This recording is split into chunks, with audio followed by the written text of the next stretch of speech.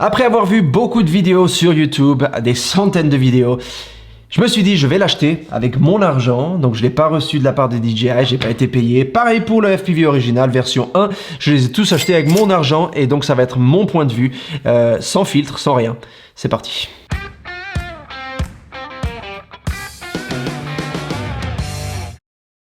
Salut, bienvenue sur ma chaîne, ici Chris, j'espère que tu vas bien comme d'hab. Aujourd'hui je vais te parler de ce dernier drone, cette sensation, le DJI Avata. En français ce serait Avatar. En fait je vais le comparer avec le drone original de DJI parce qu'ils sont tellement différents. En fait je pourrais même dire que le DJI Avata c'est en fait le DJI première version que j'espérais avoir.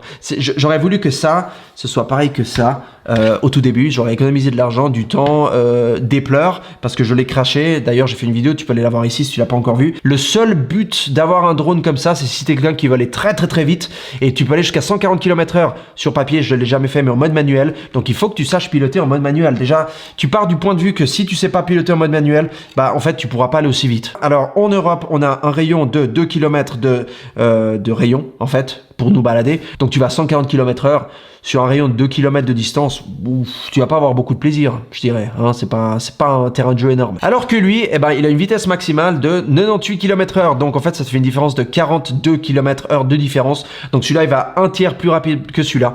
Mais le but de ce drone, comme je te dirais dans cette vidéo, c'est pas d'aller vite. C'est un ciné-whoop. Donc le but, c'est plutôt de voler bas et de faire pas forcément des acrobaties, mais aller passer entre des espaces serrés, te balader un petit peu dans des endroits où on se baladerait pas normalement, les êtres humains. C'est vraiment ça le but. Donc le fait qu'il aille plus vite, ben tant mieux, mais c'est pas ce que je recherche avec un drone FPV. Donc du coup, bah celui-là, il sort de la compétition, si on veut bien. Prochain point que je veux mentionner, c'est la résistance au crash et la structure. Alors, la structure, bah tu peux le voir ici, on est vraiment à la moitié de la taille entre ces deux, la moitié du poids. Donc en fait, t'es en train de faire voler un petit truc qui pèse 400 et quelques grammes comparé à 700 et quelques grammes. Presque 800, tu vois, ça fait une différence quand même, parce que les moteurs, il faut qu'ils arrivent à faire voler ce truc. Donc déjà, tu pars du point de vue que tu es en train de faire voler quelque chose qui est le double du poids. Et bah évidemment, les hélices seront le double, la puissance sera le double. Et puis à la fin, bah, ça devient un petit peu dangereux parce que ce truc, il a pas de protection autour. Donc si tu craches une fois avec ça, comme j'ai dit au début de cette vidéo, c'est la fin. C'est la fin des haricots, c'est fini. Et ça m'a coûté 70 et quelques balles. J'ai dû attendre 2 mois. C'était la fin de l'été, le début de l'automne. Donc on arrivait presque en hiver. Bah, je l'ai plus fait voler en fait. Après, j'avais la trouille. J'avais peur de le cracher nouveau. Voilà, donc ça c'est le drone original. Et lui, lui carrément, je suis allé sous des branches. D'ailleurs, je l'ai craché une fois en allant sous une branche. Puis j'avais pas peur en fait d'aller sous la branche parce que je me suis dit, si au pire des cas il se crache, il tombe et rien va se passer. Et en effet, il a touché, il a détecté un impact, il a éteint les moteurs, il s'est arrêté et c'était la fin. Voilà, je suis allé le prendre, dépoussiérer un petit peu et c'est reparti pour un tour. Le fait qu'il ait des protections ici, c'est-à-dire que si tu tapes contre quelque chose, comme tu as vu dans la vidéo de présentation de DJI, mais c'est vrai, ça garde la même altitude et tu continues à voler. C'est comme si de rien n'était. D'ailleurs, tu peux voir sur cette vidéo où j'ai frappé un petit peu une statue sur le côté, bah il s'est rien passé. Et c'est ça la beauté de ce petit Avatar. Le prochain point, c'est la taille. Et bah, comme je te l'ai dit, il est tout petit et ça te permet en fait d'aller dans des espaces serrés, des tout petits espaces, tu sais, genre par exemple entre 2 barrières ou entre 2 fils de fer, ou si tu veux passer par exemple comme j'ai fait plusieurs fois à côté de statues, où il y avait cette statue où en fait c'est une fille qui se balance, tu peux voir, je suis passé vraiment entre les maillons en fait de la balançoire et tu peux vraiment faire ce genre de truc ou aller dans des branches et te balader au travers des branches.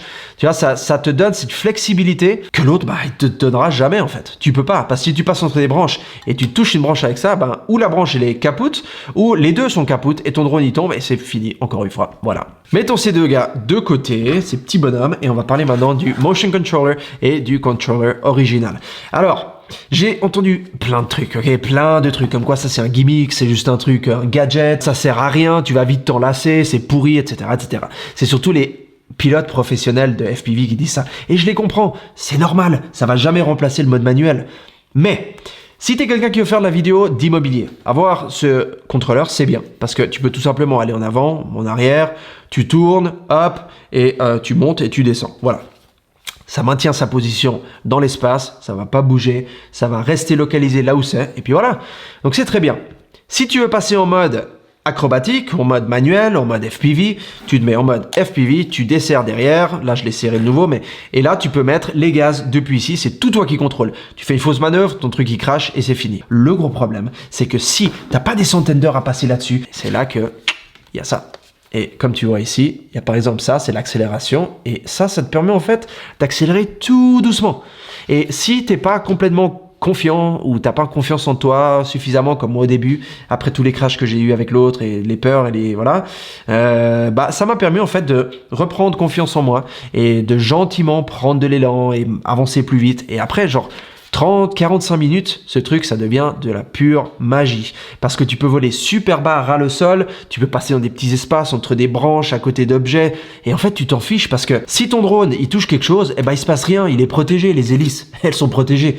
Donc, voilà, en fait, ton truc, il est fabuleux. Et ça, moi, je le conseille à tous les débutants et demi-professionnels. L'idéal, ce serait que tu aies les deux. Comme ça, lui, tu le gardes en mode FPV manuel, donc ça, c'est des serrés pour les gaz. Et tu as ça pour les fois où, par exemple, tu vas bosser pour un client, tu vas sur un chantier, ou tu vas dans une maison pour l'immobilier, ou il y a tellement de possibilités, des mariages, je veux dire, il y a de quoi faire. Donc, tu as les deux, et d'après ce que tu fais, tu peux jongler entre les deux, jusqu'à ce que tu deviennes suffisamment confiant et que tu saches vraiment comment utiliser ça en mode manuel, garder une position, aller tout doucement, aller plus vite, monter, descendre, tourner, et à ce moment-là, tu passes directement sur ça. Maintenant, on va parler des goggles, donc des lunettes. Alors, ils ont amélioré tout ce qui est l'aspect image. Maintenant, on est à 1080, à 1080, et c'est vraiment génial. C'est plus contrasté, c'est plus net, c'est plus saturé, c'est joli, c'est beau, c'est cool. Ça m'a pas changé la vie par rapport à la version V2. La V2, évidemment, c'est pas aussi bon, mais voilà, ça m'a pas changé la vie. Après, il y a un trackpad sur le côté ici pour faire les mouvements, les gestes comme ça. Encore une fois, ça me dérangeait pas d'avoir un petit joystick, vraiment. Voilà. Maintenant, la chose qui pour moi fait une énorme différence, c'est la taille. Ok.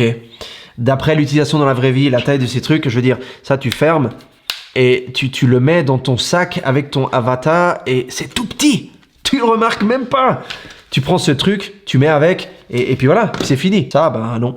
Parce qu'il y a les antennes ici, donc tu peux t'amuser à les dévisser à chaque fois, mais c'est pas très recommandé. Après, il faut que tu aies un espace pour le mettre.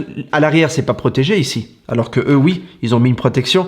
Donc s'il y a du soleil qui rentre dedans, ça peut démolir les écrans. Enfin bref, c'est pas bien pensé, c'est une première version.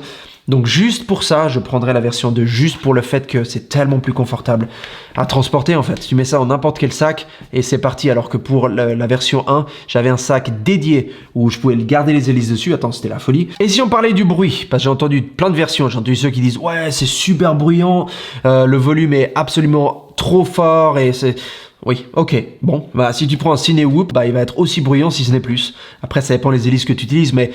T'es à peu près par là, et si t'as utilisé le drone original FPV, d'ailleurs quand tu l'allumes ce truc, il faisait ce bruit métallisé, d'ailleurs je vais le mettre ici pendant qu'on parle.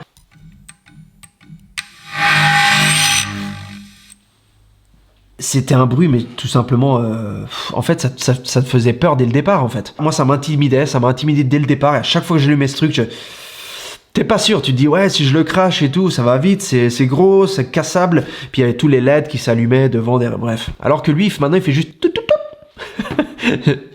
Je vais pas répéter ça, mais je vais te montrer le son sur la vidéo, comme ça tu peux voir. Voilà, donc en gros, une fois que tu t'habitues au son de celui-là,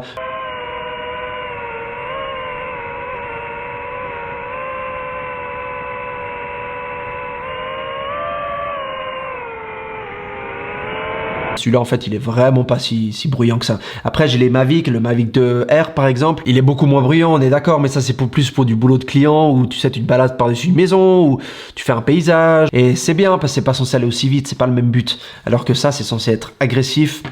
On y va. Il y a un truc que j'appelle le syndrome de la victime du marketing. Voilà, ça, pas mal, hein. C'est en fait quand tu vois ces vidéos de youtubeurs professionnels, de pilotes de drones absolument hallucinants, ils font des plongeons et puis ils se retournent et ils font les galipettes, les machins. Ça, je trouve, c'est fabuleux. Franchement, moi, j'adore regarder ce genre de vidéos et je les trouve incroyables. D'ailleurs, j'ai regardé ces vidéos dans la première version, je l'ai acheté, c'est arrivé. Puis là, la grosse déception, je sais pas voler ce truc. Donc, tu vas devoir apprendre à le faire voler en mode manuel. Je te le cache pas. Je te dis ça honnêtement dans le but de t'aider. Si tu es prêt à passer des heures à apprendre à piloter ça en mode manuel avec la télécommande, vas-y. Alors que là, le marketing qu'ils ont fait, il est vrai. il est vrai, ce truc, tu le prends avec ça, et au bout d'une demi-heure, 45 minutes, c'est parti, tu peux t'amuser, tu peux commencer à prendre des risques, aller tout bas sur le sol, et donc franchement, je trouve que ça, c'est pas mensonger, et effectivement, ça vaut la peine de dépenser ce drone, surtout au jour d'aujourd'hui où nous, créateurs de contenu, on a besoin d'être rapide, on a besoin d'apprendre vite, et on doit savoir faire toutes ces choses, il faut que je sache faire des photos de tout type, que je sache faire des vidéos, des films, que je puisse m'occuper de toutes sortes de mises en scène, de luminosité, de machin, et puis que je sache faire voler des drones, n'importe quel type de drone, et ça, ben, c'est vraiment un atout en plus, en fait, en tant que filmmaker. Donc, il est pour qui, ce drone, et il est pour qui, ce drone? Alors, ce drone, il est pour celui qui veut aller vite, et qui s'y connaît, je pense, en FPV, et qui veut avoir la sensation de vitesse, alors que lui, à mon avis, c'est pour n'importe qui veut vraiment s'amuser, s'éclater, faire des prises absolument incroyable, des trucs de ouf, et là vraiment tu peux le faire avec ça, donc je pense que ça c'est pour beaucoup d'entre nous. Voilà, j'espère que j'ai répondu à toutes les questions que tu pouvais peut-être potentiellement te poser après avoir vu 999 vidéos par rapport à ce drone et qui arrive tous les jours en plus.